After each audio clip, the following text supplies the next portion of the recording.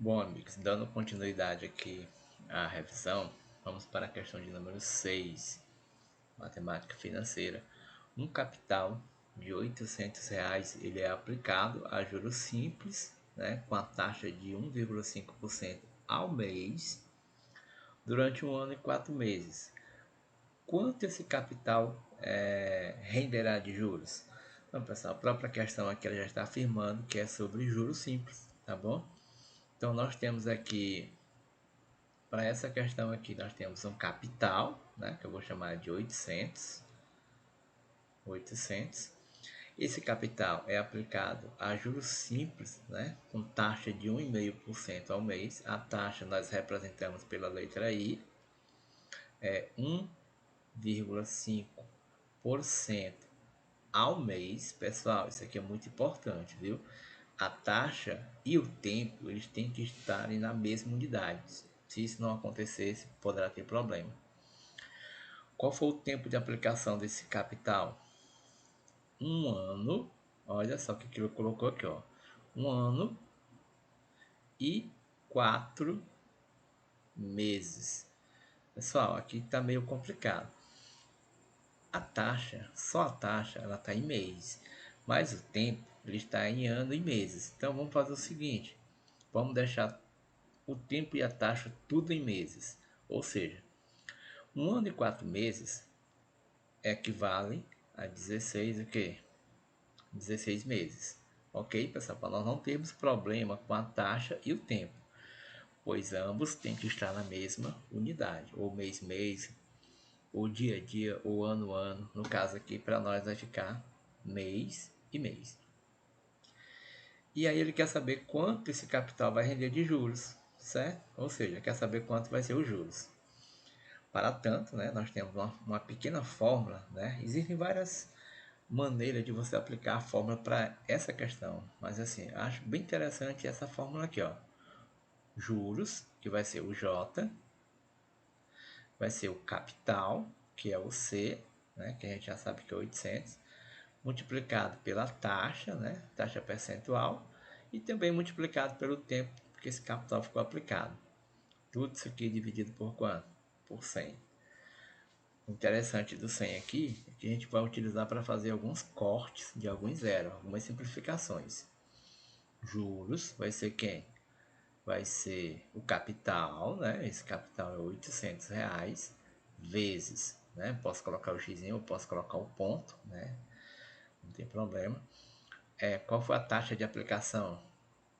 1,5%.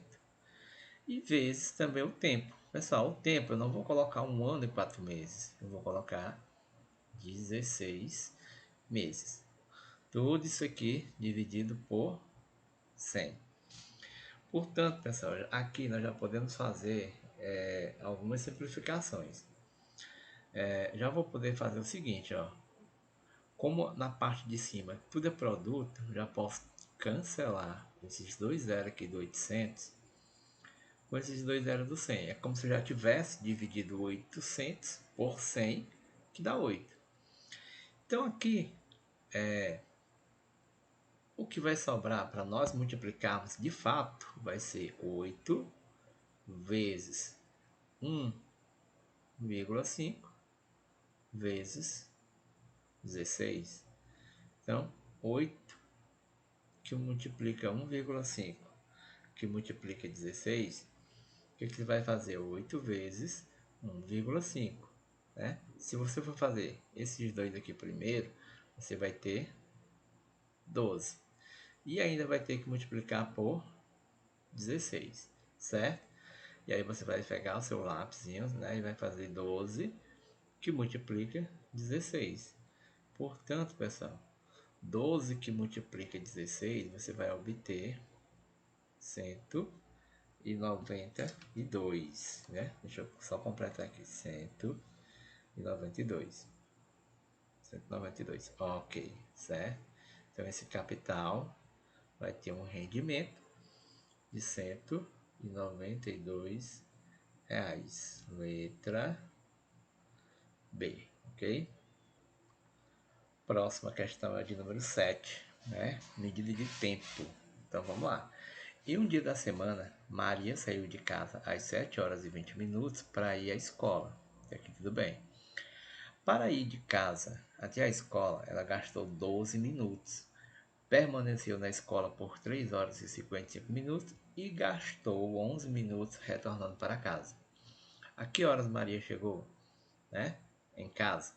Só tem que ter o máximo de atenção na resolução desse tipo de questão, né? Porque elas são fáceis e por isso mesmo, pelo fato de elas terem um pouco de facilidade, a gente pode acabar errando. Então, pessoal, o que nós temos aqui de concreto aqui nessa questão?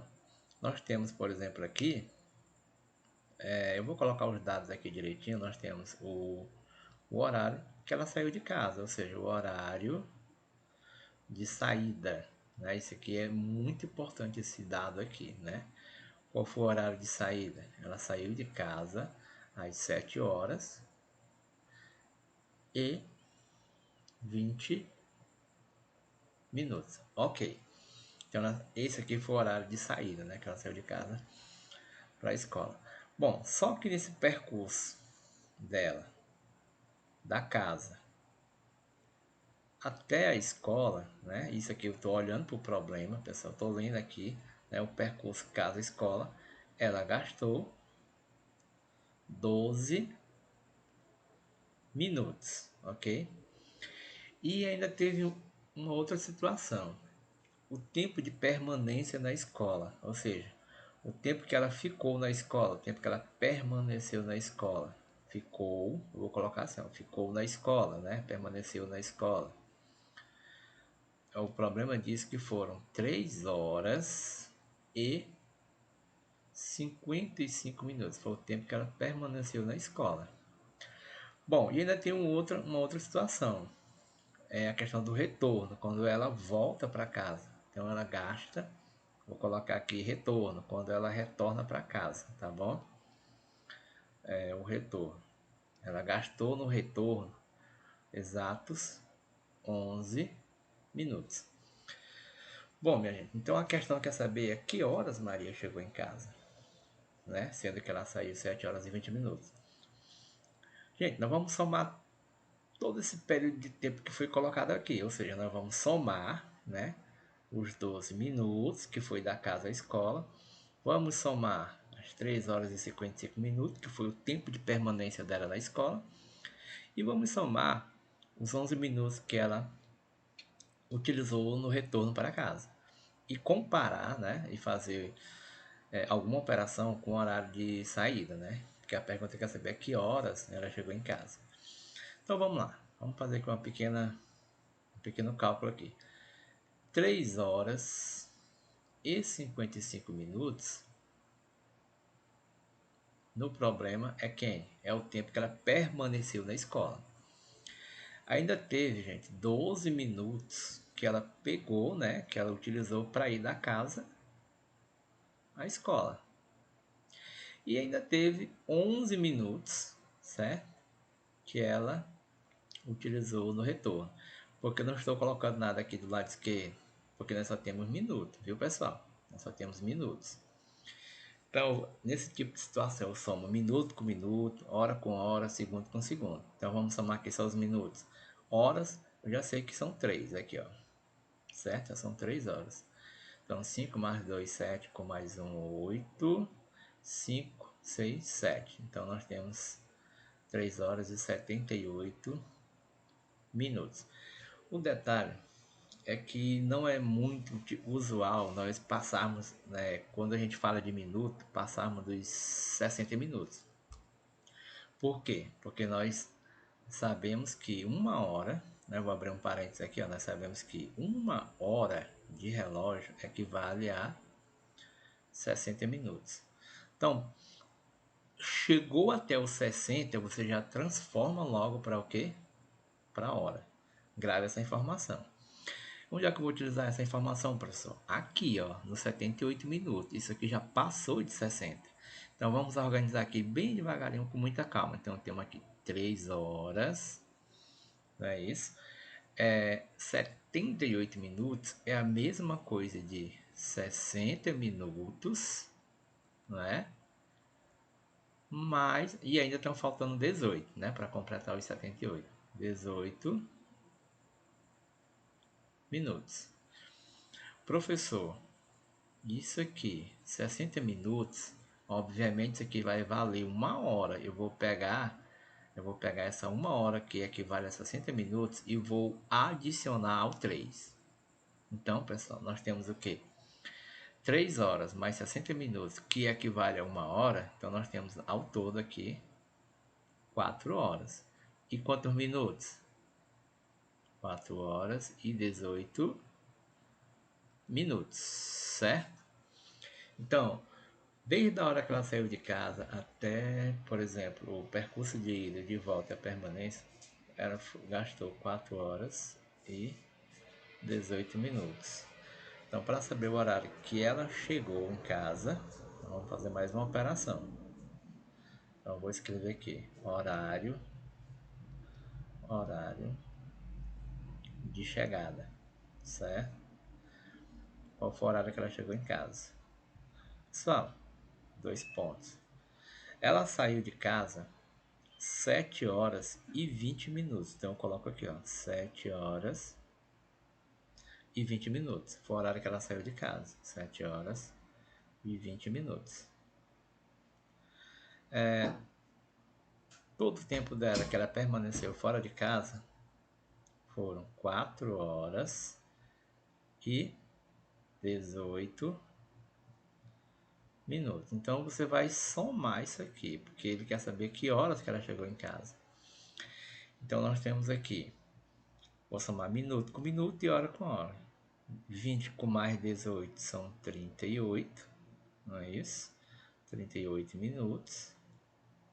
E vou somar hora com hora, que é 7 mais 4. Isso aqui equivale a 11 horas. Então, nós temos que ela chegou em casa às 11 horas e 38 minutos, letra C, ok?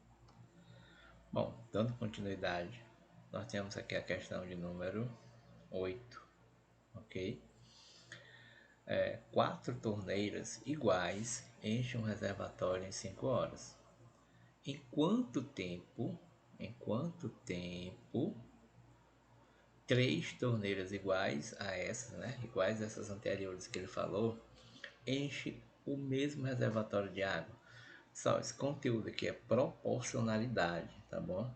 Grandezas diretamente proporcionais e grandezas inversamente proporcionais. Regra de 3, tá bom? Que nós utilizamos para resolver esse tipo de questão. Quando é que duas grandezas são diretamente proporcionais? Gente, ou todas aumentam ou todas diminuem na mesma proporção. E grandezas inversamente proporcionais é o seguinte: quando uma aumenta, a outra diminui. Ou então, quando uma diminui, a outra aumenta, né? Ele está inclusive comentado em sala.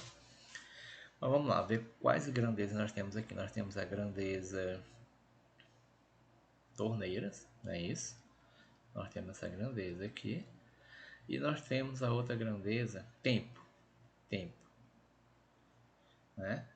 Pelas alternativas aqui, esse tempo é dado em horas e minutos. Então, o que é que nós temos? Que inicialmente, 4 torneiras, elas vão encher um reservatório, né? Em quanto tempo? Em 5 horas. E deu tempo aqui em horas, viu, gente? Em 5 horas. Em quanto tempo? Opa, X.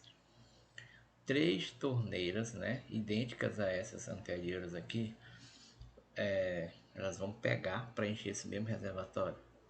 Pessoal, muita atenção aqui. Nós temos agora 3 torneiras fazendo o serviço de 4, né? Que 4 faziam anteriormente. Então, o que eu consigo observar aqui?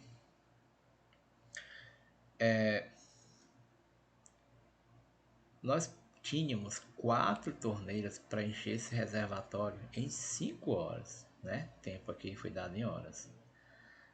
4 torneiras vão encher um reservatório em 5 horas.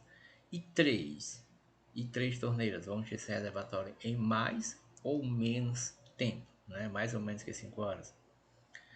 Só, vamos observar. 3 torneiras, pessoal, elas vão levar mais tempo para poder encher esse reservatório. Ora, se 4 torneiras pegavam 5 horas de relógio, né, para poder encher esse reservatório, 3 torneiras, a gente diminuiu a quantidade de torneiras, de 4 para 3 faz diminuir. Vou colocar um D aqui, certo? Diminuir a quantidade de torneiras, né, trabalhando. Portanto, vai aumentar o tempo de serviço para ela poder completar esse tanque. Então, quando nós temos grandezas, quando uma diminui e a outra aumenta, nós temos grandezas inversamente proporcionais. Então, vamos armar aqui a proporção e resolver o cálculo desse x aqui. Então, vai ficar assim, ó. 5 está para x, assim como... Pessoal, eu até poderia colocar 4 no numerador e 3 no denominador, se elas fossem diretamente proporcionais, mas elas são inversamente. Então, eu vou inverter. 3 fica no numerador e 4 fica no denominador, certo? O que observa aqui? A gente vai fazer o produto dos meios pelo produto dos extremos, então vai ficar 3x igual 3x igual a 20. Nós vamos ter aqui, gente, que x ele vai equivaler a 20 dividido para 3. Vamos dividir. Então, eu vou dividir aqui. Vou aproveitar aqui todos os espaços possíveis aqui, ó. 20 dividido para 3 é aproximadamente 6. 6 vezes 3 são 18. Para chegar em 20 está faltando 2. Então vamos lá. O resto aqui no caso é 2. Como não tem mais ninguém para baixar, o que você vai fazer? Vai colocar vírgula e vai adicionar 0. Né? Vai dar 6 novamente. E vai sobrar 2 e você vai adicionar 0 e vai dar 6. E você já percebeu que isso aqui é uma dízima periódica, certo? Tem que ter muita cautela nesse tipo de questão aqui, ó. 6, 6, 6, 6. Sim, professor, agora como é que nós vamos proceder aqui? Vamos fazer o seguinte. Dízima periódica do tipo simples ou composta, né? Do tipo simples, né? Que a gente já estudou em sala de aula. Então, nós vamos pegar esse 6,666, botar os 3 pontinhos, né? Porque o período é 6. E vamos fazer o seguinte. Vamos desmembrar. Fazer o seguinte. Se eu tirar esse 6 aqui, ó. Se eu tirar esse 6 aqui, o que vai sobrar para a outra parte? Vai sobrar 0,666. Então, desmembrei aqui, gente, olha. Ficou 6 inteiros. E essa partezinha aqui, ó, que é o período, vai ser igual a 0,666, porque eu tirei o 6. Então, como é que vai ficar aqui? 6 mais... Agora, eu preciso saber, né, qual é a geratriz dessa dízima aqui. Que fração gerou essa dízima aqui? Essa dízima aqui, ó. A fração que gera essa dízima aqui, gente, é 6 sobre 9. Quando a gente simplifica tudo por 3, né, porque simplificado é melhor de trabalhar. Eu vou obter 2 e eu vou obter 3. Então, pessoal, em quanto tempo 3 torneiras iguais a essas enchem o mesmo reservatório? Vai ser em 6 horas. Aqui eu já sei que é horas, viu, gente? Ó, não sei. Quando eu dividir aqui, ó, a parte inteira já é a hora. Então, para cá tem que ser... Esse pedacinho aqui sobra são os minutos, né? E esses minutos ficou sendo igual a quanto? 2 terços. Então, ficou 6 horas e 2 terços, né? Mas não existe 2 terços minuto.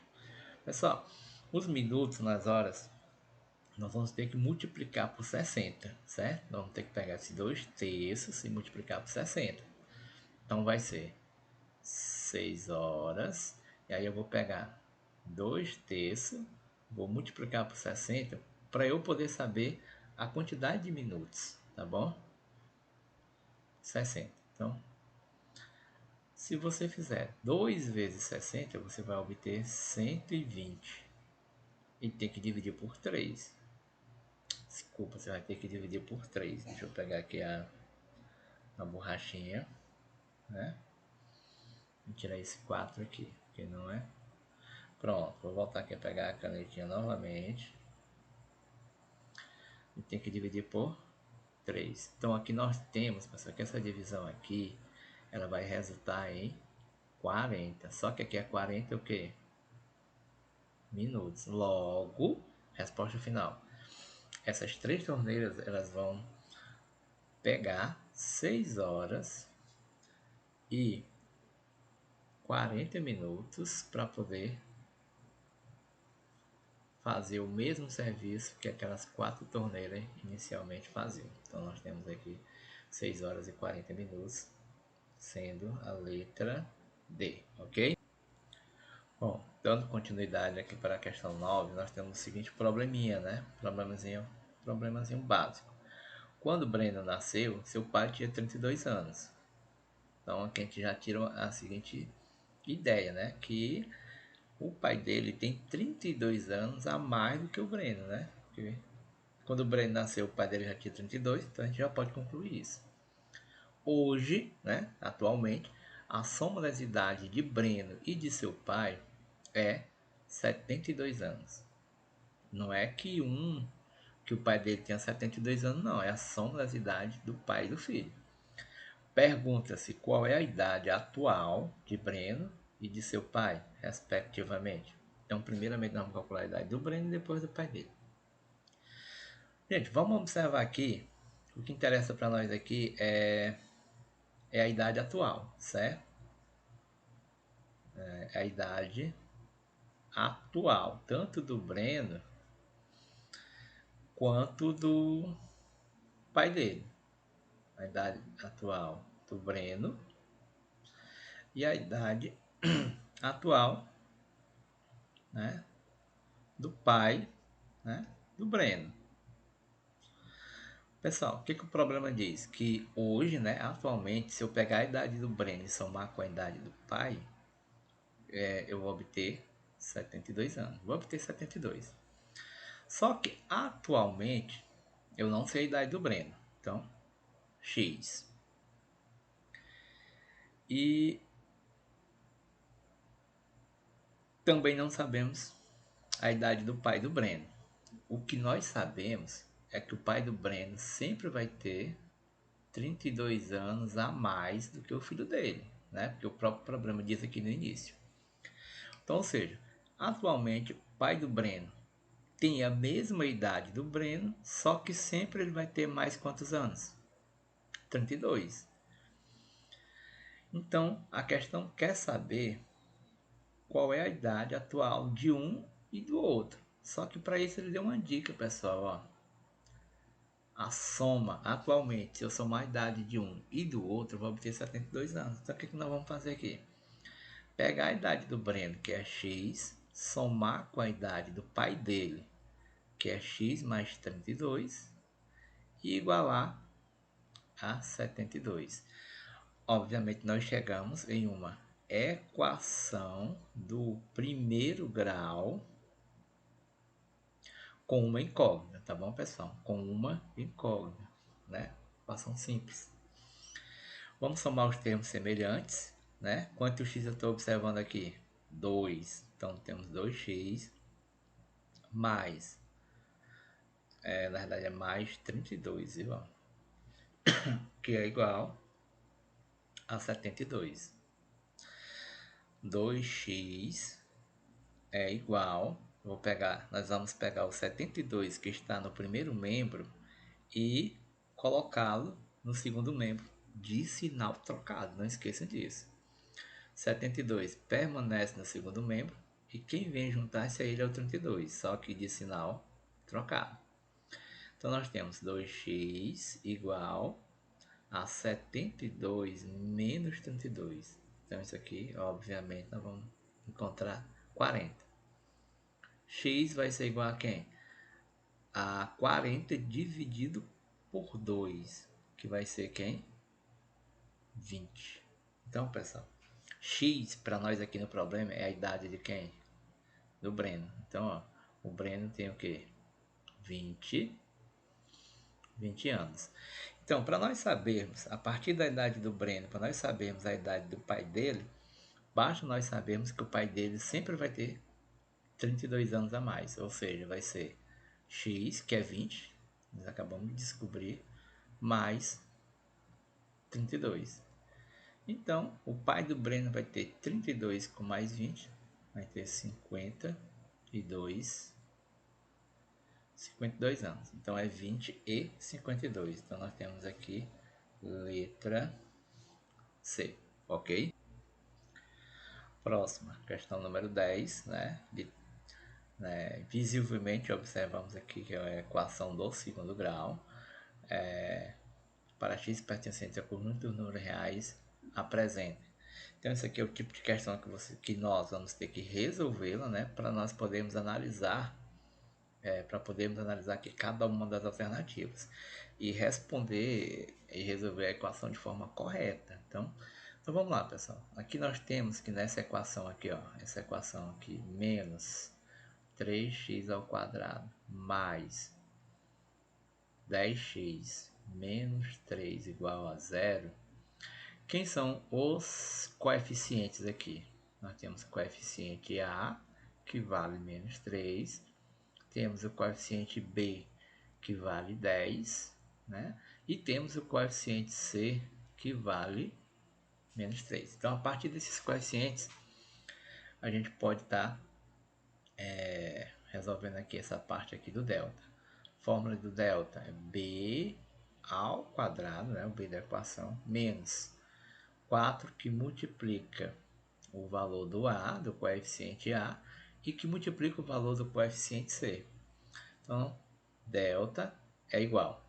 B, quanto vale o coeficiente B? Vale 10. Então, você substitui o B por 10. Então, vai ser 10 ao quadrado menos 4, que multiplica o coeficiente A, que é menos 3. Vou colocar entre parênteses, porque ele é negativo. Vezes o coeficiente C, que também é menos 3. Então, vou colocar novamente entre parênteses. Delta é igual ao quadrado de 10, que vale 100. E aqui nós temos menos 4 vezes menos 3 vezes menos 3. Nós temos 3 números negativos. Então, o sinal do menos 4 com o sinal do menos 3 vai ser positivo. Então, aí esse positivo vai ser com o sinal do menos 3. Então, vai ser negativo. Então, tem menos com menos, mais, e mais com menos, menos. Agora vamos só multiplicar. 4 vezes 3 são 12, 12 vezes 3 são 36, ok? Então, nós vamos ter aqui um delta igual a 100 menos 36, isso aqui é 64. Então, nós vamos procurar as raízes, pessoal. Vou ficar aqui no cantinho porque nós vamos precisar de espaço, tá bom? Eu vou para cá. Fórmula de Bhaskara. X é igual a menos B mais ou menos a raiz quadrada do delta, tudo isso aqui dividido por 2 que multiplica o coeficiente A, certo? Então, x é igual a menos B, vamos só pegar aqui, eu vou pegar a borrachinha aqui novamente, porque eu sei o valor do B, certo? Vamos colocar ele no local correto. A menos B, pessoal, quanto é o B? É 10. Mais ou menos a raiz quadrada do delta. Nós observamos que o delta foi 64. Então, a sua raiz é 8. Raiz quadrada de 64 é 8. Aqui no denominador, nós temos 2 que multiplica o coeficiente A. Gente, o coeficiente A ele vale menos 3. Quando você multiplica menos 3 por 2, você vai obter menos 6. Então, aqui nós vamos calcular uma raiz, né? Uma das raízes que eu vou chamar de xerlinha, certo? Que vai ser menos 6. Menos 6 não, gente. Menos 10. Novamente eu vou pegar a borracha, né? Para tirar aqui esse 6. Que não é 6, é 10. Então vamos lá. Caneta novamente.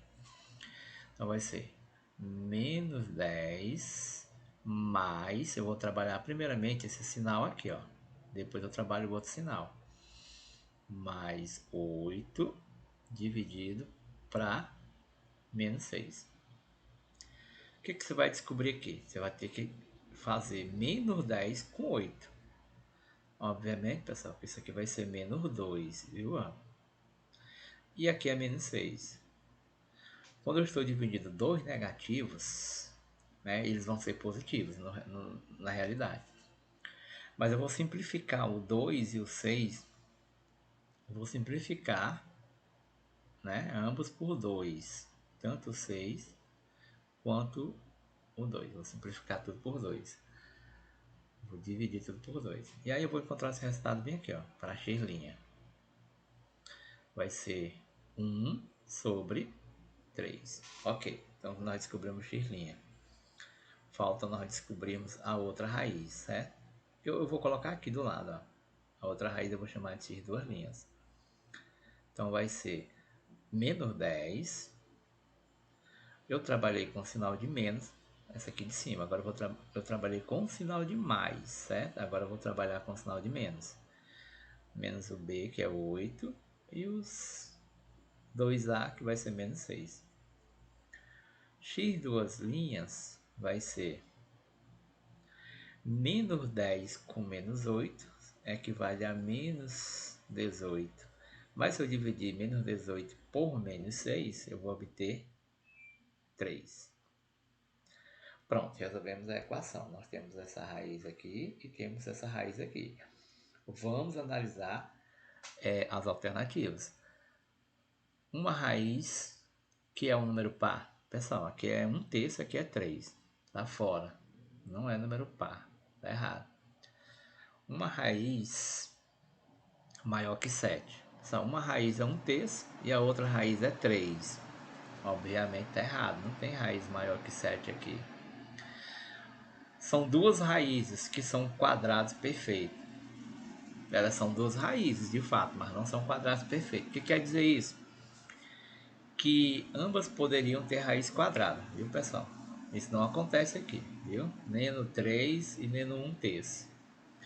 São duas raízes cujo produto é 3, negativo. Agora que eu tenho que observar. Será se eu pegar as duas raízes e multiplicá-las, será se eu vou obter 3 negativo? Uma raiz é 3 e a outra é 1/3. Então isso aqui vai ser 3 sobre 3. Isso aqui dá 1 positivo. Ele disse que dá quanto? Menos 3. Está errado, viu? Vamos verificar a letra E. São duas raízes, ok.